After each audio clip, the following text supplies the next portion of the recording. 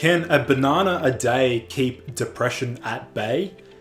In this video, what I'm going to do is look at how bananas can potentially boost dopamine, and this research is very much underground, and I have not seen this research expressed by many other people in the health and wellness space.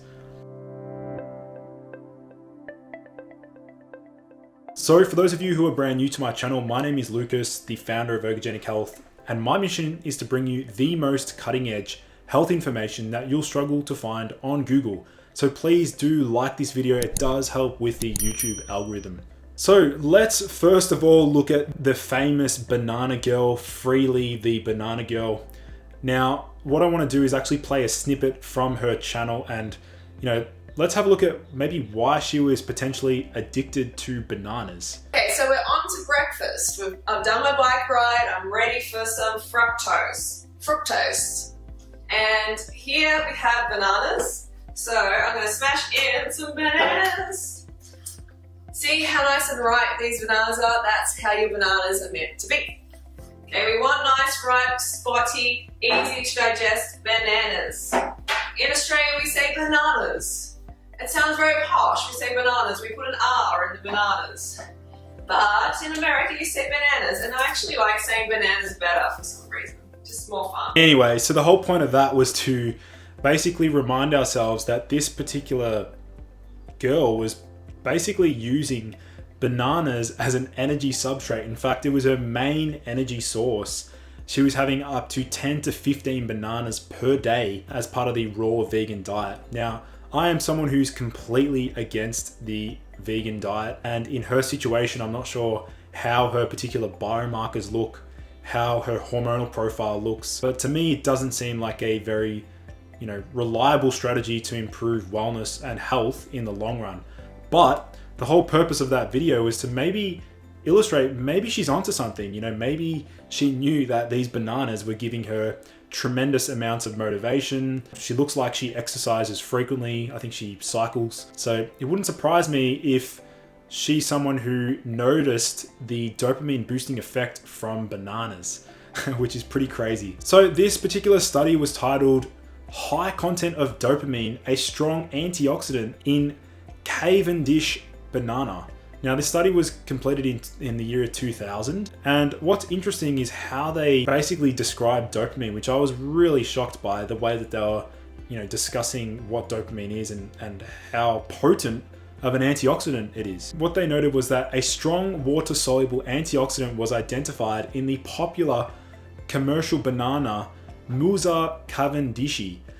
It is dopamine, one of the catecholamines, for suppressing the oxygen uptake of linoleic acid in an emulsion and scavenging that's too hard to explain, radical. Dopamine had greater antioxidant potency than glutathione. Guys, they're literally saying that dopamine had a greater antioxidant potency than glutathione. Now, someone like myself who knows quite a lot about dopamine, I've always been under the impression that dopamine can actually be neurotoxic when in extremely high amounts.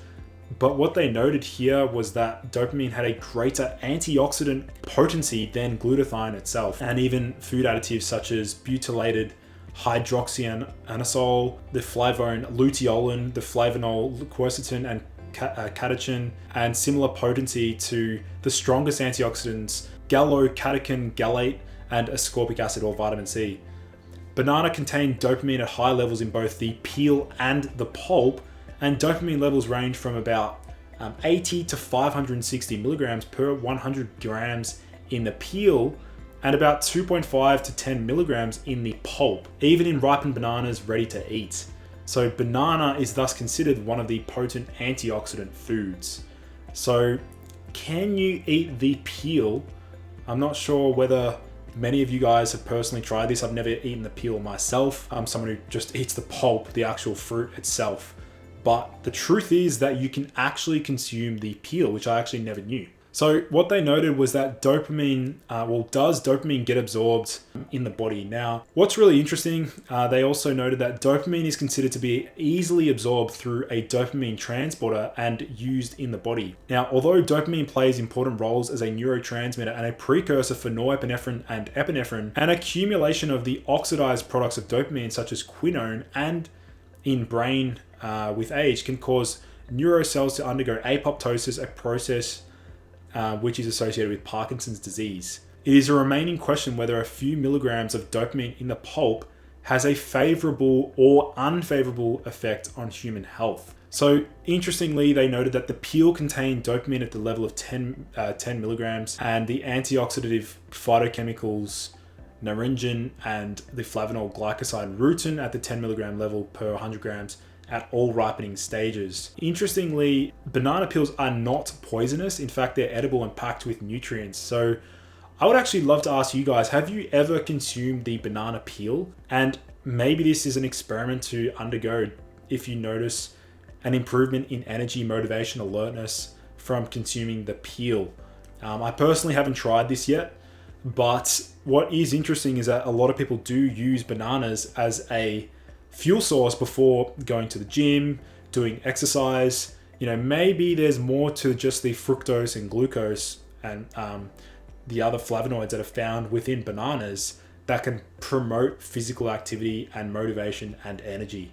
So hopefully this video was quite insightful. I was quite surprised when I read this study. If you did like this video, please like the video and do check out my website ergogenic.health for more amazing health hacks. I look forward to seeing you in the next video.